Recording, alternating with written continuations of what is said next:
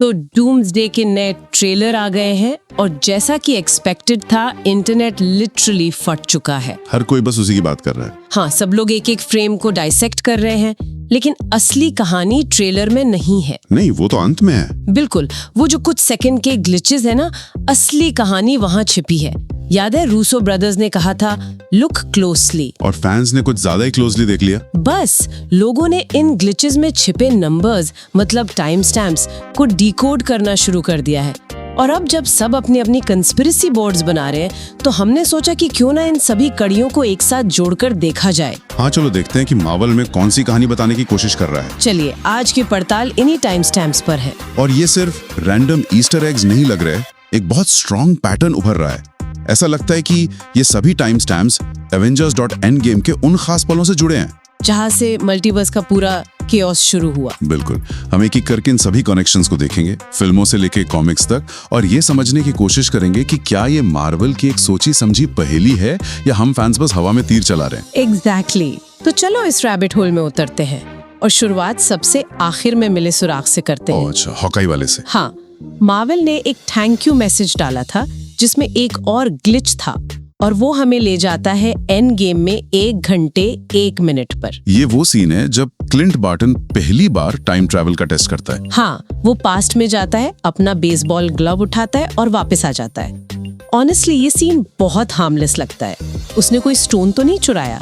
सतह पर तो ये हार्मलेस ही लगता है, लेकिन लोकी सीरीज ने हमें एक बहुत जरूरी बात सिखाई है। पास्ट में किया गया छोटे से छोटा बदलाव, चाहे वो एक बेसबॉल ग्लव उठाना ही क्यों ना हो, हाँ, वो भी एक नई टाइमलाइन ब्रांच बना सकता है। तो यहाँ एक महत्वपूर्ण सवाल खड़ा होता है, क्या इनकर्जन यानी 2 यूनिवर्स का टकरा कर तबाह हो जाना सिर्फ इन्फिनिटी स्टोन्स हटाने से होता है, या अतीत में किया गया कोई भी बदलाव इस कॉस्मिक डिजास्टर को ट्रिगर कर सकता है? बिल्कुल, और ये सुराग दूसरी संभावना की ओर इशारा करता है, जो इस पूरे संकट को और भी ज्यादा खतरनाक बना देती है। मतलब ये वो पहला डोमिनो था जो गिरा, एक छोटा सा टेस्ट रन, और शायद वहीं से एक अनजान टाइमलाइन में तबाही शुरू हो गई। वाह, ओके। और अगर ये पहला कदम था, तो वकांडा वाले ट्रेलर का ग्लिच हमें उस पल पर ले जाता है जहां उन्होंने पूरी छलांग लगाने का फैसला किया। टाइम स्टैम्प है 1 घंटा 4 मिनट। और एंड गेम में ये वो सीन है जहां अवेंजर्स पूरे टाइम हाइस्ट का ग्रैंड प्लान बना रहे हैं। हाँ, बिल्कुल, ये पॉइंट ऑफ नो रिटर्न है। सोचिए, जब तक ही हु रिमेन्स था, तब तक ऐसी कोई भी ब्रांच बनते ही TVA उसे आकर मिटा देती थी। लेकिन अब तो वो नहीं है। अब नहीं है। और अब जब लॉकी उन टाइमलाइंस को बचाने की कोशिश कर रहा है, तो टाइम हाइस्ट जैसा रिस्क भरा प्लान अनगिनत नई अनस्टेबल रियलिटीज बना रहा है। ये फ्री विल की कीमत है, और शायद यही इनकर्जन्स की असली वजह बन रही है। हर टाइमलाइन जो बच रही है, वो किसी दूसरी टाइमलाइन के लिए खतरा बन सकती है। बिल्कुल सही।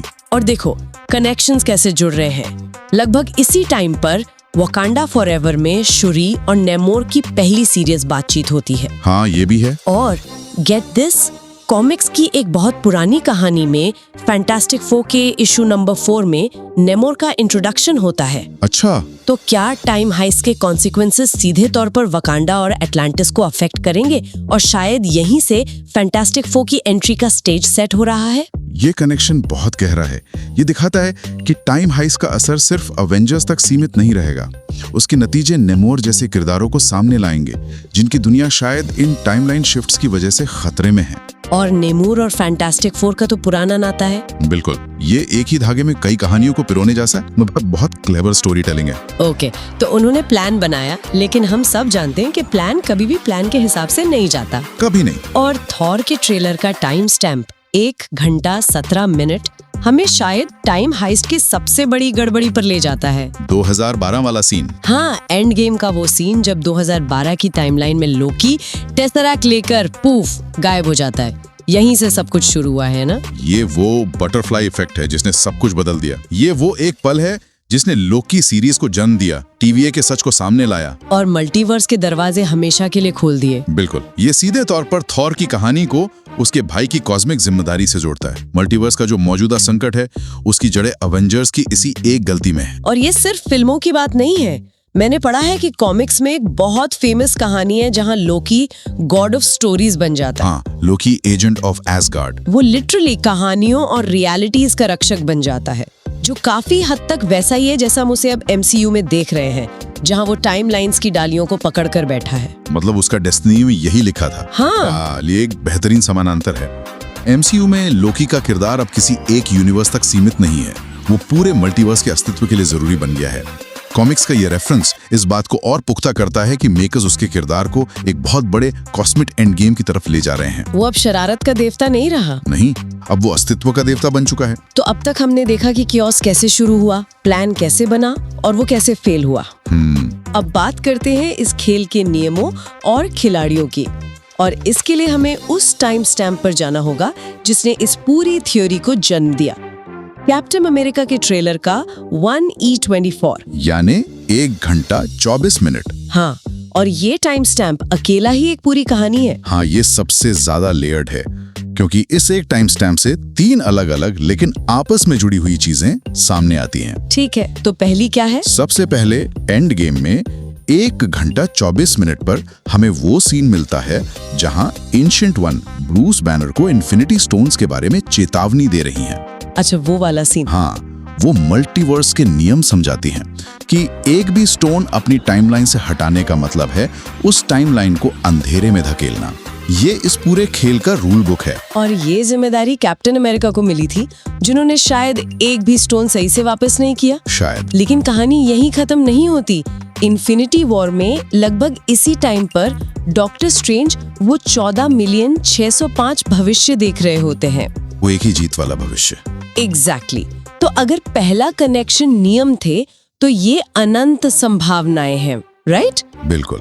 वो सीन हमें बताता है कि एक ही पल में अनगिनत रियलिटीज मौजूद हैं, और यहाँ एक बहुत पॉपुलर फैन थ्योरी जन्म लेती है। डॉक्टर डूम वाली? हाँ, कुछ लोगों का मानना है कि उन 14 मिलियन फ्यूचर्स में स्ट्रेंज ने सिर्फ थैनोस का भविष्य नहीं देखा, बल्कि उसने ये भी देखा कि अगर टोनी स्टार्क जिंदा रहा तो वो आगे चलकर डॉक्टर डूम बन सकता है। अरे! और इसलिए स्ट्रेंज ने वो रास्ता चुना जिसमें टोनी की मौत हो जाती है, ताकि एक बड़े खतरे को टाला जा सके। हो, दैट्स डार्क। मतलब टोनी को मरवाना पड़ा ताकि वो डूम ना बन जाए। ये थ्योरी तो माइंड ब्लोइंग है, भले ही थोड़ी दूर की कौड़ी लगे। पर ये दिखाती है कि फैंस अब एक नए बड़े विलन की तलाश में हैं। सही बात है। ओके, तो हमारे पास नियम हो गए, संभावनाएं हो गई। इस टाइम स्टैम्प का तीसरा कनेक्शन क्या है? तीसरा कनेक्शन हमें बैटलफील्ड यानी जंग का मैदान दिखाता है। मल्टीवर्स ऑफ मैडनेस में इसी टाइम स्टैम्प पर अमेरिका चावेज और स्ट्रेंज गैप जंक्शन पहुंचते हैं। हाँ, एक ऐसी जगह जो सभी यूनिवर्स के बीच में मौजूद है। बिल्कुल। अपने आप में ये एक छोटा सा सीन लगता है, लेकिन जब आप इसे कॉमिक्स से जोड़ते हैं तो तस्वीर बदल जाती है।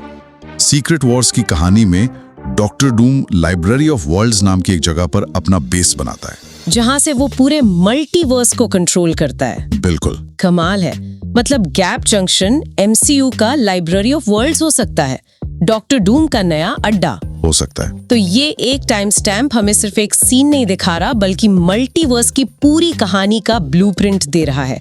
The rules, the possibilities and the battlefield.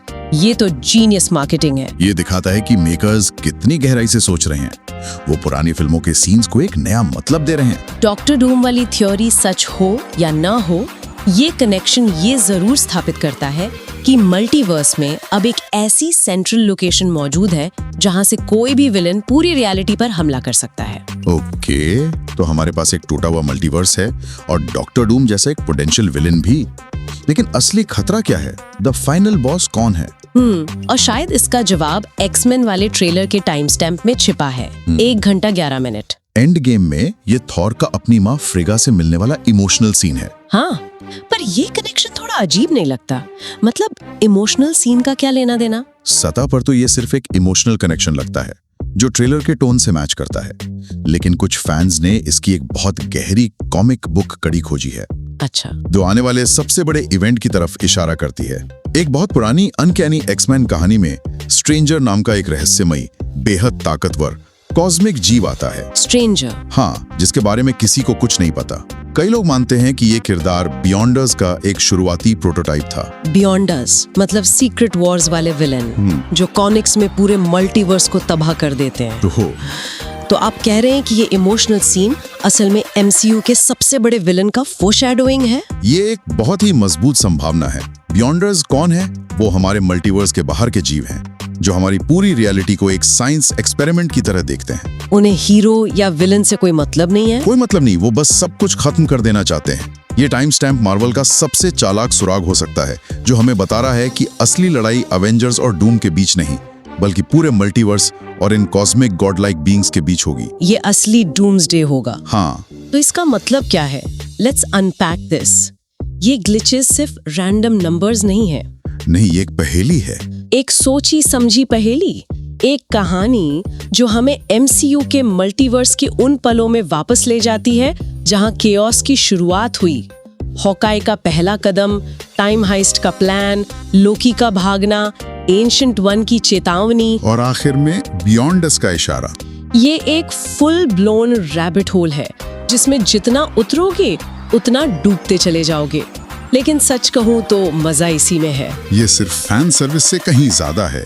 इन सुरागों के जरिए मेकर्स अपनी ही हिस्ट्री को रिकंटेक्चुअलाइज कर रहे हैं। हाँ, पुरानी घटनाओं को नया मतलब दे रहे हैं। बिल्कुल, वे ये दिखा रहे हैं कि आज जो डूम्सडे आ रहा है उसके बीच बहुत पहले उन फिल्मों में बो दिए गए थे जिन्हें हम सालों से देख रहे हैं। ये इस विचार को पुख्ता करता है कि हर फैसले का एक कॉस्मिक परिणाम होता है। और जो केओस आज हम देख रहे हैं वो उन्हीं पलों का नतीजा है जिन्हें हमने कभी मामूली समझा था। सही कहा। जिसने भी इन सभी कड़ियों को जोड़ा वो खुद मानता है कि ये एक रैबिट होल है और हो सकता है कि इनमें से कुछ भी सच न हो। और ये एक दिलचस्प सवाल खड़ा करता है। क्या? आज के इस दौर में जब कहानियां इतनी इंटरकनेक्टेड हैं, क्या हम फैंस द्वारा बनाई गई ये थियरीज और एक्सप्लेनेशंस खुद कहानी का एक हिस्सा बन जाती हैं, चाहे बनाने वालों का इरादा कुछ भी रहा हो? एक तरह से देखने का नजरिया बदल जाता है। हाँ, क्या इन डॉट्स को जोड़कर हम एक ऐसी कहानी बना रहे हैं जो उतनी ही वैलिड है जितनी पर्दे पर दिखाई जाने वाली कहानी? इसके बारे में सोचना जरूर।